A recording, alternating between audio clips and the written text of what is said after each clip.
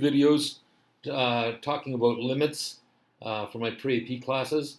In the first video, we looked at how to solve limits graphically and numerically. And in this second video, we're going to take a look at trying to solve them algebraically, which is a little bit tougher. I was going to start the class with a quiz, but because we're not there, I can't really have it as a quiz. But I thought it might be good for you guys to just take a quick look at this and try these on your own, just to test whether or not you understood what was in the previous video. So for the function f at x shown above, we're asked to evaluate the limit as x goes to 0 from the left. So just take a second and think about what you think that would be. And I hope that you're seeing that as we go to 0 from the left, the function is going down to -1. And so my answer there is -1. The limit as x approaches 0.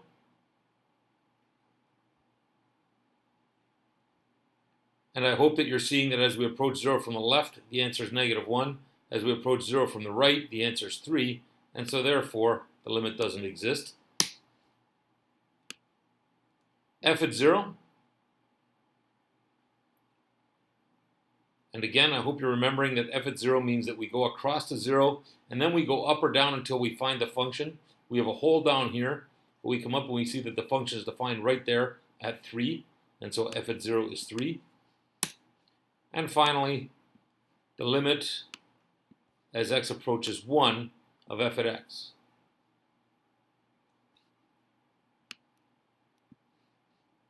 And in this one, I hope that you're seeing that as we approach 1 from the left, the limit is coming down to 1.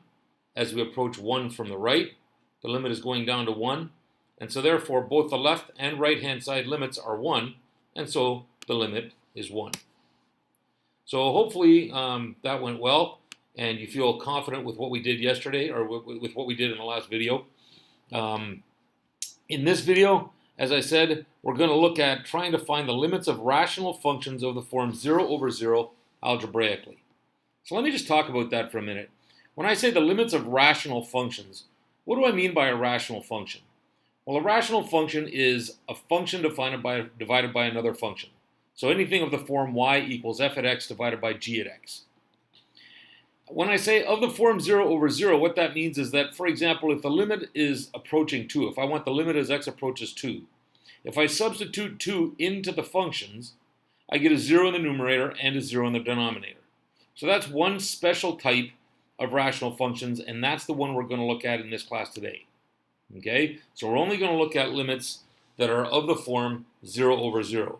As it turns out, that's probably the most important kind of limits, and it's the ones that we're going to deal with the most. So I thought I'd do it first. So finding limits algebraically. Well, in almost every limit question, the first thing we always do is we try substitution. Okay, remember the one we did in the last class where we're talking about the limit as x goes to 2 of x squared? And we found out that as x approached 2, x squared approached 4. And we said we could do that limit very quickly just by substituting 2 into x squared. And that actually works for most limits. Unfortunately, it never works for the ones that we're really interested in. The really interesting ones are the ones that always give us problems, which is why limits are so useful. But the good news is, if we attempt substitution, even if it doesn't work, it's going to give us the information we need to tell us how to solve it. So if we substitute into a rational function, into a function divided by a function, there are only 4 possible ways that can come out. I could get a number divided by a number. And when I say a number, I mean a non-zero number. So for example, I could say if it's a limit as x goes to 2 of f at x over g at x, then when I plug in a 2, maybe I get 7 over 12. And if I get 7 over 12, that's good. The problem's over. We're done. That's the limit. Second possibility is I might end up with 0 divided by a number. But 0 divided by a number is just 0. There's nothing difficult about that. And so again, if the limit as x goes to 2 of f at x over g at x gives me 0 over 7 when I plug in the 2, then that's good news. The answer is 0 and we're finished. The trickier ones are the last 2. If I get 0 over 0, or if I get a number over 0. Now, you've already seen these. If we get 0 over 0, you know from last year that anything of the form 0 over 0, when we graph it, gives us a hole. And anything of the form a number over 0, if we graph it, gives us a vertical asymptote. And so those are the last two, the two that we're going to worry about. And number 4, we're going to worry about tomorrow. Sorry, on Friday. So the one we're going to worry about right now is number 3. In this video, we're going to be just looking at limits of the form 0 over 0. And it turns out that there's sort of 4 tricks for dealing with these. Okay, so as I said before, in the first 2 situations, the solution is trivial. We don't worry about it. So all we're going to think about is cases 3 and 4. And like I said, we're going to do case 3 in this video. We're going to do case 4 in class on Friday. So in case 3, in limits of the form 0 over 0, where it would graph to a hole, it turns out there are 4 techniques that we use in solving for this. Okay, the 4 techniques that we use are factoring, expansion, common denominator, or multiplying by the conjugate. One of those 4 will generally work. There's a 5th very powerful technique called L'Hopital's rule, which I will teach you in about a month or a month and a half. But right now, we're not quite at that level yet. Okay, but these 4 will be enough to get you through all of the questions I'm going to assign for homework and all the questions that will be on the next test. So let's look at those 4. So the way I'm gonna sort of look at these 4 is through 4 examples. So the first trick is called, or the first technique I call the factoring trick. And let's look at this example. The limit as x goes to 2 of x squared minus 5x plus 6 divided by x minus 2. Well, first thing we do is we substitute the 2 in, and that's very important. We substitute the 2 in and we get 4 minus 5 plus 6, 4 minus 10 plus 6, and that's going to be negative 6 plus 6, and that's going to give us a 0.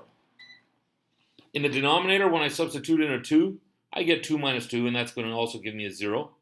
And so I see that this limit is of the form 0 over 0. It's very important that I do the substitution first. I substitute the 2 into the numerator and the denominator, because if this is not of the form 0 over 0, then I have to solve it a different way. But it is of the form 0 over 0, and I can see, looking at this, that that numerator really looks like it wants to be factored.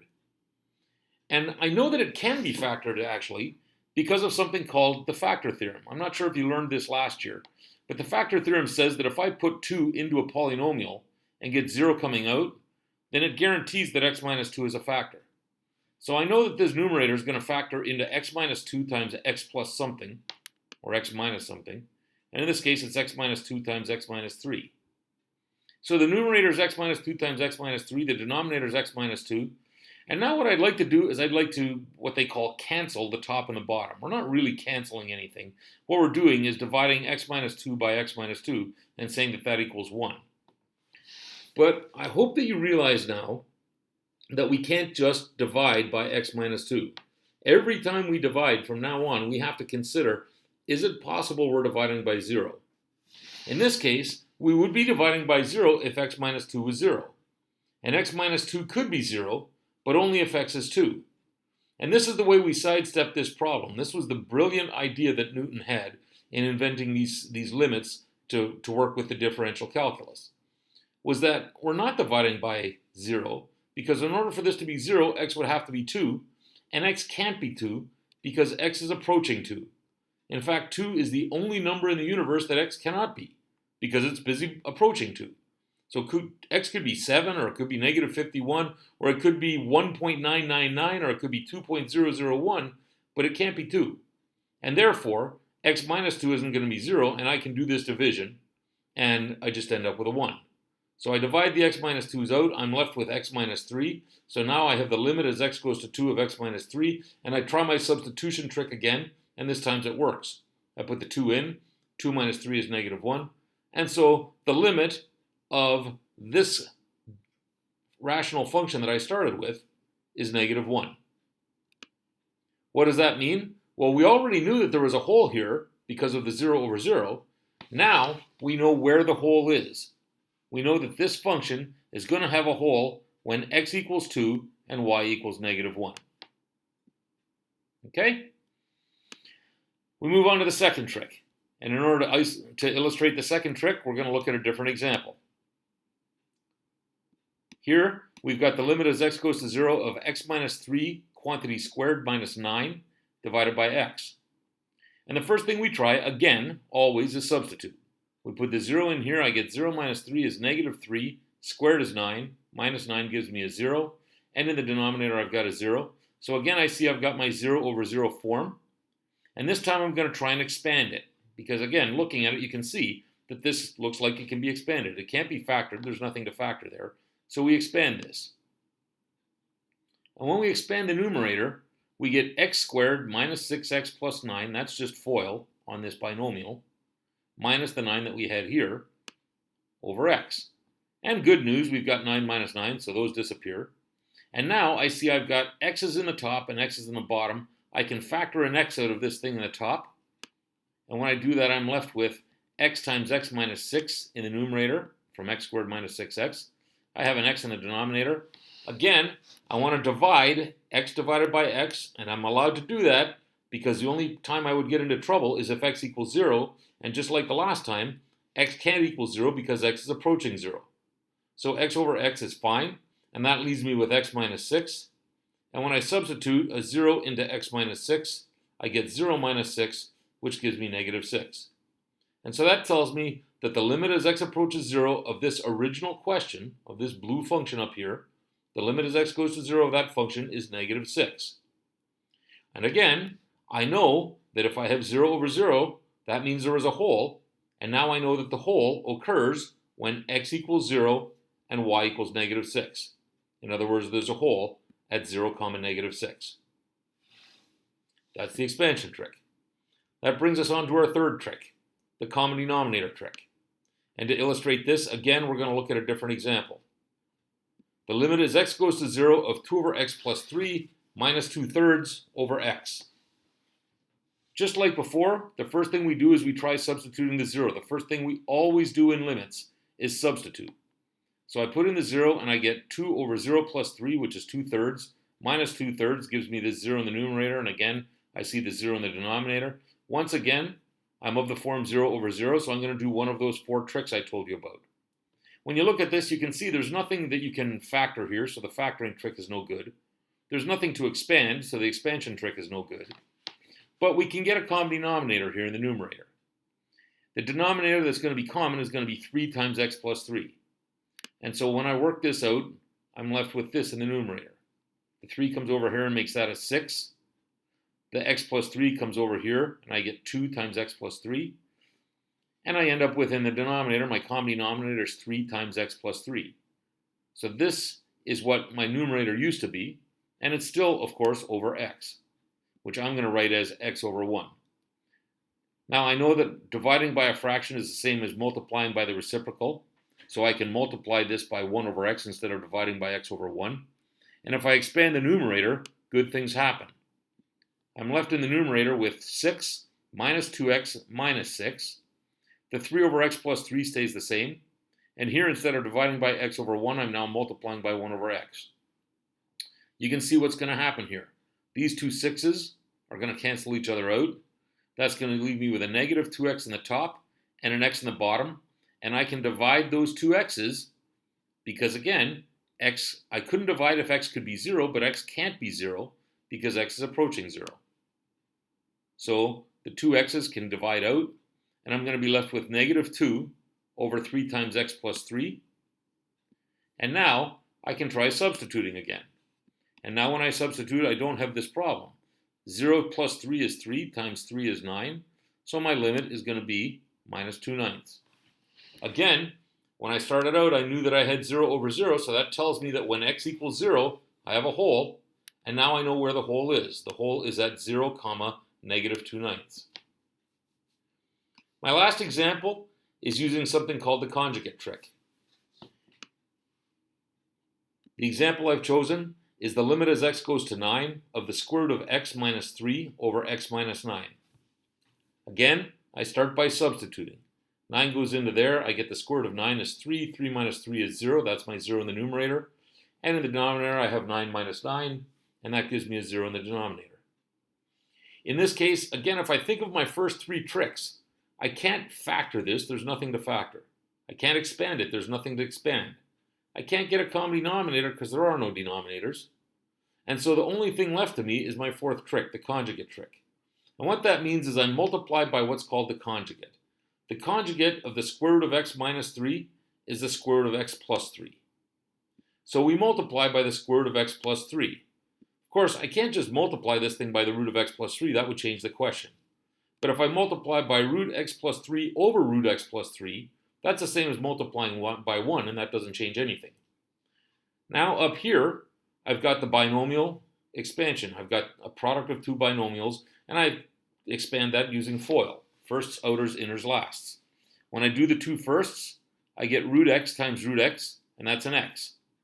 When I do the lasts, I get negative 3 times 3, and that's a negative 9. And the good news is when I do the outers, I get positive 3 root x, and when I do the inners, I get negative 3 root x, and so those cancel. And that's not by luck, that's always going to work because I've set it up that way. So when I expand this out, in the numerator, I'm just going to be left with x minus 9. I get an x from the 2 root x's multiplied. I get a minus 9 from the last terms multiplied. And the inner and outer terms we've already talked about canceling. So I'm left with an x minus 9 there. And in the denominator, I've got x minus 9 times root x plus 3. Here again, I can get rid of these x minus 9s by dividing.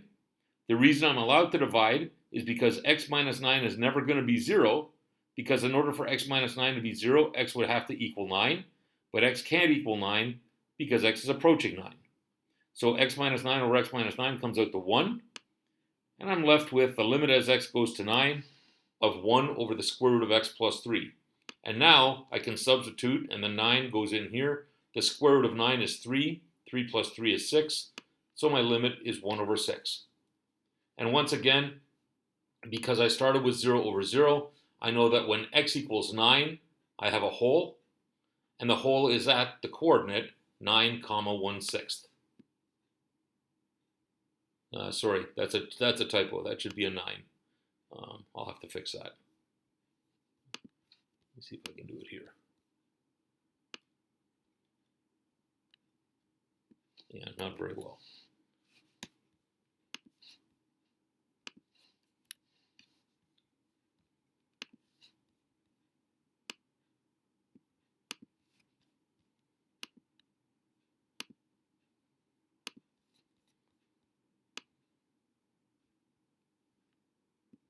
Okay.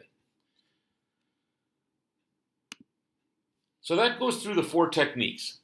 Just to sort of recap, I want to take a look at limits as a sort of overarching principle about the way the whole thing works. And I've set up a flowchart that sort of outlines this. And the flowchart looks like this. When we think about limits, first of all, we say that limits can be taken at finite values or at infinity. In other words, I can say the limit as x goes to a number, and that's the ones that we've looked at so far. Or I could think about the limit as x goes to infinity. We're going to think about that next week. So far we've just looked at this side. When x goes to a number, there are different types of functions we could consider. We can consider polynomials, but polynomials are easy. We don't worry about those. We can consider other types of functions like exponentials, trigonometric, logarithms, but those are all easy. We just substitute. The only difficult functions are these rational functions, these ones of the form f at x over g at x, so those are the only ones we're going to worry about. And when we substitute into those rational functions, remember we said there were 4 possibilities. We could get a number over a number, 0 over a number over 0, or 0 over 0. If we get a number over a number, then that's the answer, and we're done. If we get 0 over a number is 0, and that's the answer, and we're finished. If we get a number over 0, we haven't looked at that yet. That's what we're going to do in class on Friday. And if we get 0 over a number, we have the 4 tricks that I just showed you. The factoring trick, the expansion trick, the common denominator trick, or the conjugate trick. And in about a month, we'll go take a look at another one called L'Hopital's rule, and that's actually probably better than all 4 of these. So that's a breakdown of the way limits look. So far what we've done is we've gone this way, we've come down here, we've tackled this one, and this one. What we have left to do is this one, which we're going to look at on Friday, and all of these, which we're going to look at next week. The homework I've got for you is a handout which I've posted on Unified Classroom, and that's questions 1 to 5 and 14, and page 764 out of your textbook, numbers 61, 62, 65, and 66. So it would be good if you could have that done for class on Friday. We'll take a look at it. There'll probably be a little quiz on that. And as I said before, if some of this stuff is not making any sense to you when you're doing the homework, send me a WhatsApp tomorrow and let me know, and I'll try and help you as best I can. So I hope that helps, and I hope that you're staying dry in the rain, and I hope to see you guys again on Friday. Bye.